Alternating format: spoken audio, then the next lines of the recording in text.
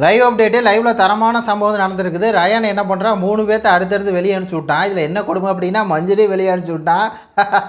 மஞ்சளி வெளியே அனுப்பிச்சா பத்தாத உடனே முத்து கொண்டு போயிச்சே, முத்து என்னடா இப்படி பண்ணுறான் ரயானு, நம்ம ஃபோட்டோவை எடுத்து விட்டான்டாச்சே அப்படின்னு சொல்ல உடனே அவர், நம்ம அதான் ஃபஸ்ட்டு மிஸ் பண்ணி விட்டோம், சாரி, நான் ஃபஸ்ட்டு அவள் இதை தூக்கியிருக்கணும், நம்ம பக்கம் வரமாட்டான்னு நினச்சேன், சே இப்படி ஆகி போச்சே அப்படின்னு சொல்லி அவங்க கதறிருக்காங்க. கதற விட்டான் ரயான். இதில் நம்ம தலைவியில் என்ன தெரியுமா, ரயான் வந்து ஃபோட்டோ அவன் எடுத்துகிட்டு போகிறான், தலைவி மற்றவன் போகாமல் இப்படி மறைச்சு நின்றுக்குது. செம செம செம செம சந்தோஷமாக இருக்குது.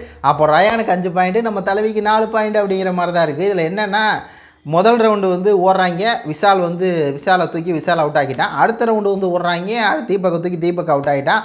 அடுத்து ஓடுறாங்க மஞ்சுரி வன்மம் சிஸ்டர், ஐயோ தான் தான் பெரிய பிளேயர், நம்ம அறுத்து தள்ளுவோம், ஐயோ இப்படி ஆயிடுச்சு, ரயோ கூட இருந்து அப்படின்னு வன்மம் சிஸ்டர் முறுக்கிறது கேட்குது தனியாக வந்து, ரயான் ஏன்டா என் போட்டோ எடுத்தா அப்படின்னு. எனக்கு யார் யார் த்ரெட்டாக இருக்காங்களோ அவங்கள தான் நான் ஃபஸ்ட்டு வெளியேற்றுவேன். எனக்கு வந்து தீபக் அண்ணன், விஷால், நீங்களாம் த்ரெட்டு, அதனால தான் வெளியேற்றினேன். அப்படியா டே என்னடா பாயிண்ட் வேணுங்களாடா அப்படின்னு பார்த்தீங்கன்னா கதை இருந்துச்சு. ஆனால் சவுண்டு வந்து நம்ம ரன்னிங் ரேஸில் போயிருக்கணுமா, ஓட்ட போட்டி அப்படிங்கிறனால, டே ரயா நம்ம வர்றதுக்குள்ளே இப்படி ஓடிடுறியாடா, அவன் சின்ன வயசில் ஓட்ட போட்டி ஸ்கூலில் எல்லாம் கலந்துருக்கணும் வாய் இப்படின்னு சொல்லி ஏதோ சந்தோஷத்தில் குதிக்கிறாங்க. 6 பேர் வெளியே போயிட்டாங்க. 6 பேர்த்தில் 1 பாயிண்ட் வந்து மஞ்சளிக்கு வந்து கொடுத்துட்டுருக்கு. நல்லா இருக்குது. இப்படி தான்டா கேம் வைக்கணும்.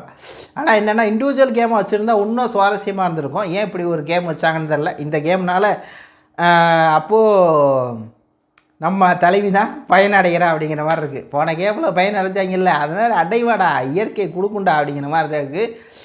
உங்கள் கருத்துக்களை சொல்லுங்கள். நன்றி, வணக்கம்.